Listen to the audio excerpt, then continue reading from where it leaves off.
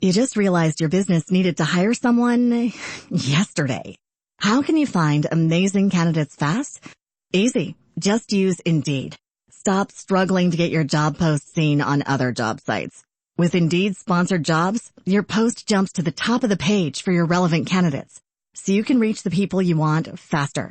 According to Indeed data, sponsored jobs posted directly on Indeed have 45% more applications than non-sponsored jobs. Don't wait any longer. Speed up your hiring right now with Indeed. And listeners of this show will get a $75 sponsored job credit to get your jobs more visibility at Indeed.com/ARTS. Just go to Indeed.com/ARTS right now and support our show by saying you heard about Indeed on this podcast. Terms and conditions apply. Hiring? Indeed is all you need. From Hollywood, it's time now for... Johnny Dollar. This is Al Turner at New Britain Mutual. Hi, Al. What goes with you these days? Johnny, one of our important clients is very anxious to get in touch with you. Says that she's an old friend of yours. Oh, who's that? Her name is Mrs. Virginia Haskell. Virginia Haskell? That's right. Sorry, Al, but I'm afraid I never heard of her. Before she got married, about a year ago, her name was Van Doren. Chinny Van Doren? Yes. Oh, well, now that's something else again. And I mean something. Well, then you do know her. One of the most delectable bits of feminine pulchritude I ever ran up against. Believe me, a young man's fancy didn't have to wait for spring to turn to thoughts of her. Now, what's that mean? Oh, Al, even I had serious ideas about that gal at one time. Oh? Yeah, right after college. Isn't every kid of that age intrigued with the idea of marrying into a fortune? And very beautiful. At least she was when I knew her. Still is, Johnny. So she's married to somebody by the name of Haskell, huh? Gordon Haskell. They live on Birch Brook Road, down in Bronxville, New York. Funny. What? Well, when I knew her, that blonde charmer didn't have eyes for anybody but Paul Snowden. Who's Paul Snowden?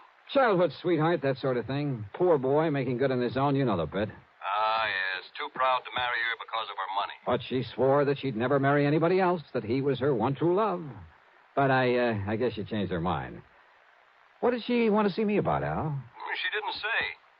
She did make it clear, however, that it has to do with some of the family insurance. Well, that's as good an excuse as any. Well, then, do you want to run on down there? For a longing look at the gorgeous Ginny Van Doren? But it'll cost you money, Al. Listen, Johnny, with the premiums we get for all the insurance she carries, life, house, property, and so on, the sky's the limit. Brother, have you stuck your neck out? Well, now, that doesn't mean you have Albert, to... I'll be in touch.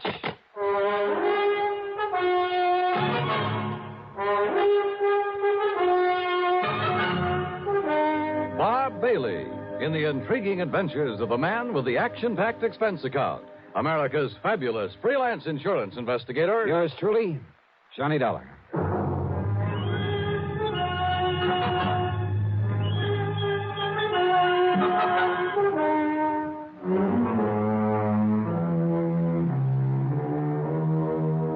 Expense account submitted by Special Investigator Johnny Dollar to the New Britain Mutual Insurance Company, Home Office, Hartford, Connecticut. Following is an account of expenses incurred during my investigation of the Wayward Heiress matter.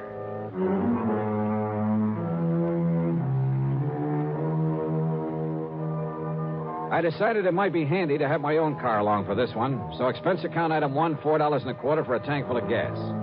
I picked up the freeway and headed south and west to fashionable Westchester County, New York. To me, Bronxville has always been one of New York's most charming suburbs. Only about 20 miles north of the big city, it's full of beautiful homes with lots of trees and expensive landscape properties. There's a lot of wealth in Bronxville. The Haskell home on Birch Brook Road was a huge English-type affair, built of stone and stucco, the kind of place that'll last 100 years. 18 or 20 rooms, I'd guess, and surrounded by well-kept lawns and flower gardens, oak and sycamore trees and neatly trimmed hedges. Yep, a big hunk of the Van Doren oil money must have gone into it, unless young Haskell was mighty rich. Virginia, looking every bit as beautiful as I'd remembered her from college back in the Midwest, greeted me like a long-lost, well, brother, darn it. And, Johnny, I'm so glad you could come. I'm worried, sick. Worried about what, Jenny? Gordon, my husband.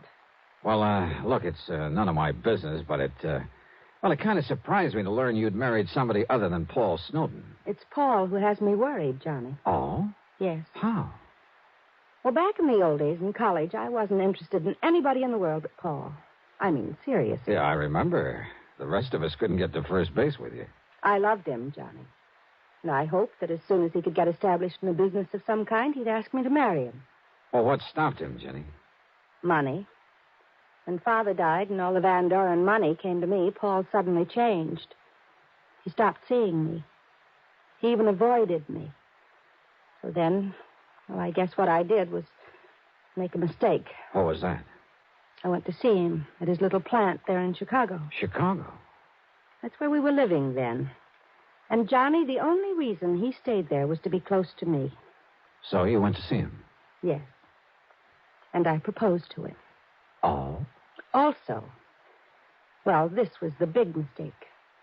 I offered to finance the machine tool business that he was trying so hard to build up. But he didn't like that and told me so. I'm afraid there was quite a scene there. You've just been looking down your nose at me all these years. It's been nothing but pity. Paul! Yeah, poor, timid little me. Needs help. Maybe needs mothering by somebody who pities him. By somebody who can afford to support him. Paul, that isn't true. Then why do you come offering help, offering money? I don't want pity.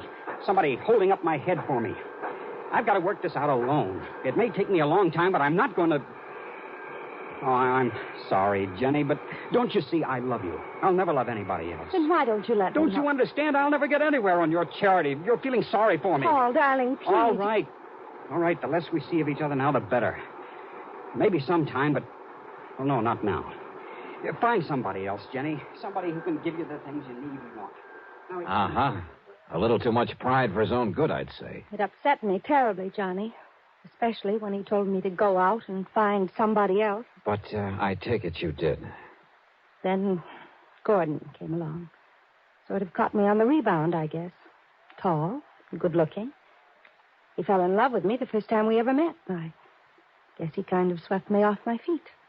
But now that the honeymoon's over... He's been wonderful to me. And I love Gordon, Johnny. I love him very much.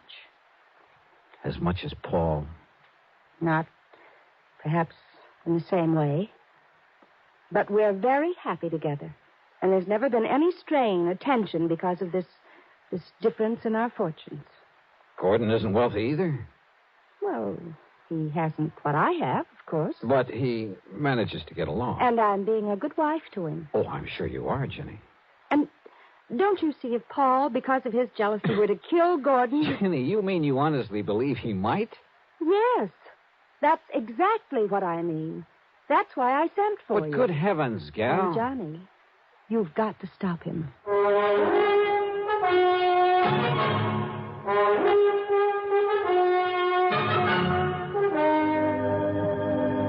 right, now, Jenny, listen to me. It's true, Johnny. I'm sure of it.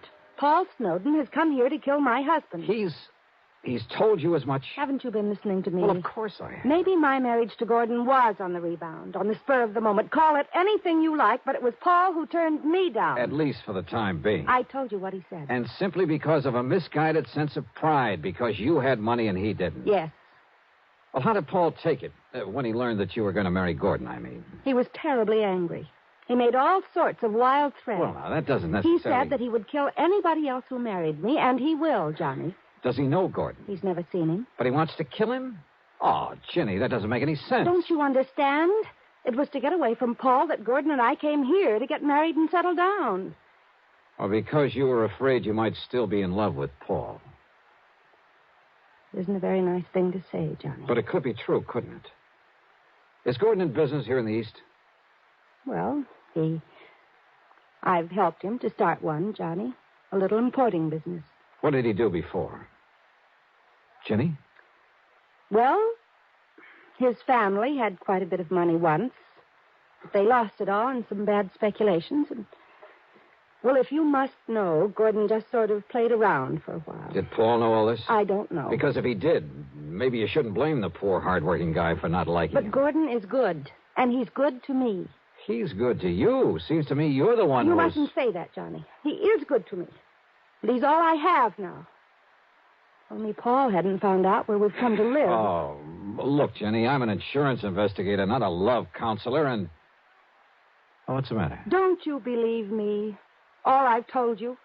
Or are you just trying to be very cold-blooded about this? Jenny. All right, then. happens to be a cold-blooded insurance matter. For the simple reason that Gordon's life is insured.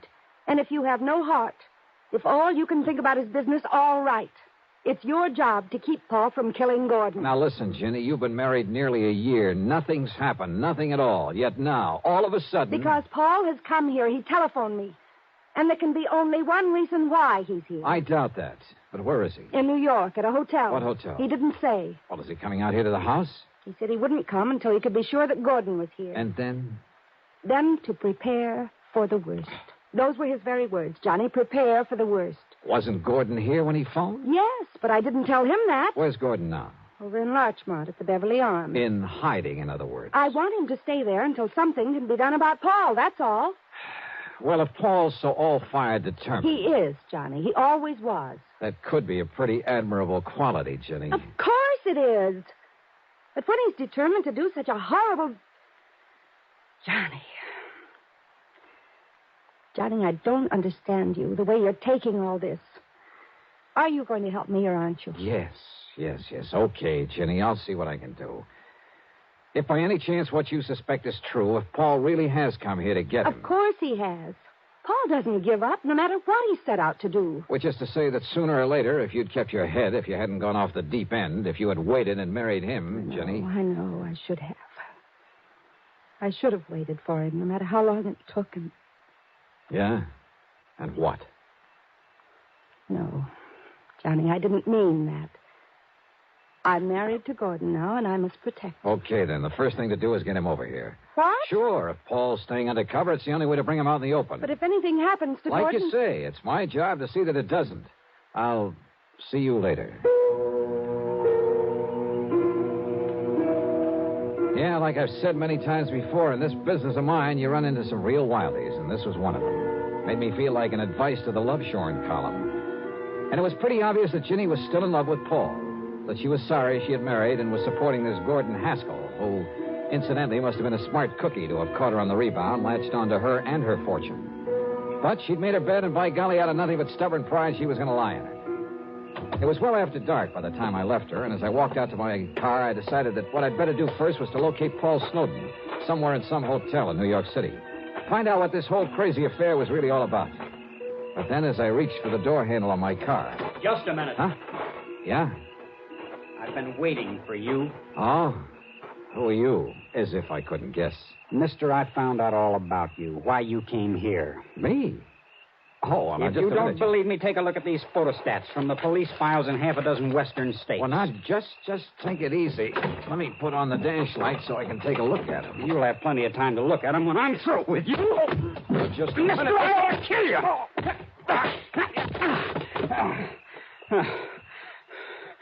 All right, now.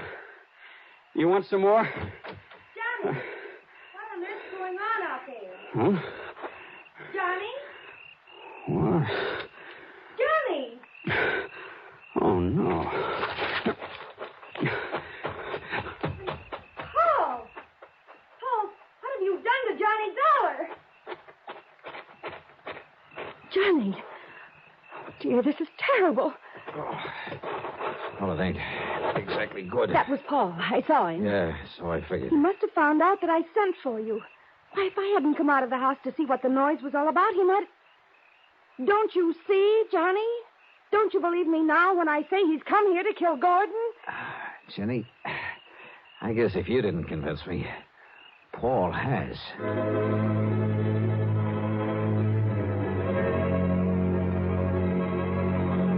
I went back into the house with Ginny's help, and a good stiff drink plus her tender menstruations brought me back to normal. I suppose I could make all sorts of excuses about having been caught off guard, but I won't. Paul Snowden had a good pair of fists, and he knew how to use them. My plan had been to call on the New York City police for help in locating Paul, but now this had suddenly become a personal matter. And yet, wait a minute. Ginny. Yes, Johnny. Are you feeling... Listen, didn't you tell me that Paul and your husband Gordon didn't know each other, had never met? Yes. What about those papers, the photostats? Papers? And we've been thinking that Paul jumped me because he'd found out you'd called me in to protect Gordon. Of course. Well, it just happens we were wrong. Johnny, I don't understand. Listen, I'll be right back. But, Johnny, he may still be out there somewhere. I wouldn't be at all surprised. Well, but, Johnny, don't you... I found no sign of Paul or the papers he'd shoved at me. But I was certain that he was still in the neighborhood, waiting, but not for me. I jumped into my car, drove away, then circled around the block, parked, and sneaked into the house the back way. Johnny! I thought it was Gordon coming in this back door. I phoned him that Paul had been here. Yeah? What'd he say? Only that until Paul is taken care of, he'd better get out of town. But, Johnny, that's such a...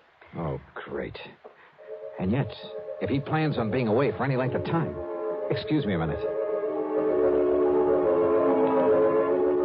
Yeah, there was a chance, a bare chance, that this whole thing could come to a head very quickly, with a bit of luck. I opened the front door, then called out into the darkness beyond the porch. Paul?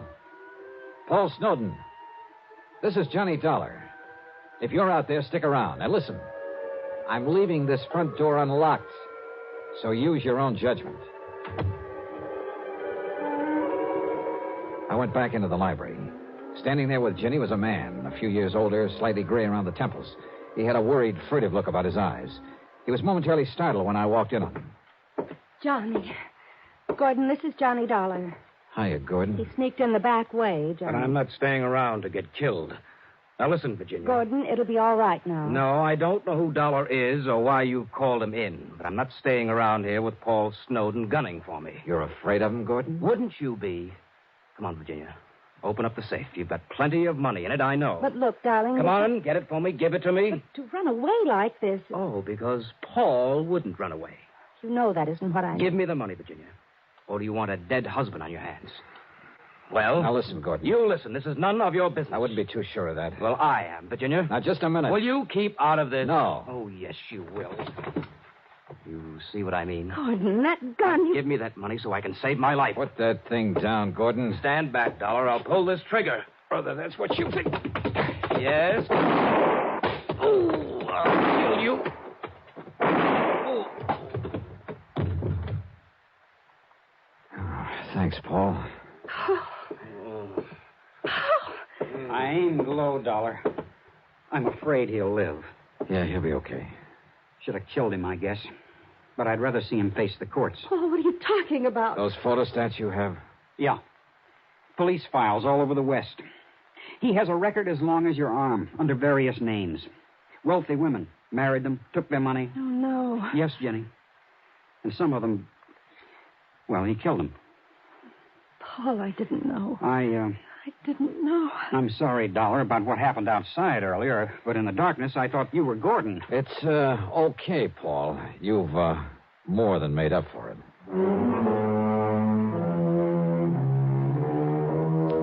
Well, maybe Paul and Ginny will finally get together for keeps. I don't know. I don't even know whether I care. I'm just glad I wasn't involved. That is, any more than I was. Expense account total, including mileage of my car back to Hartford, a lousy $10. Yours truly, Johnny Dollar.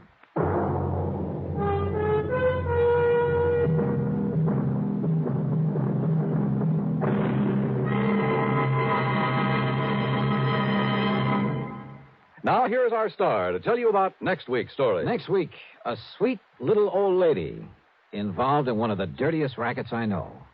Join us, won't you? Yours truly, Johnny Dollar.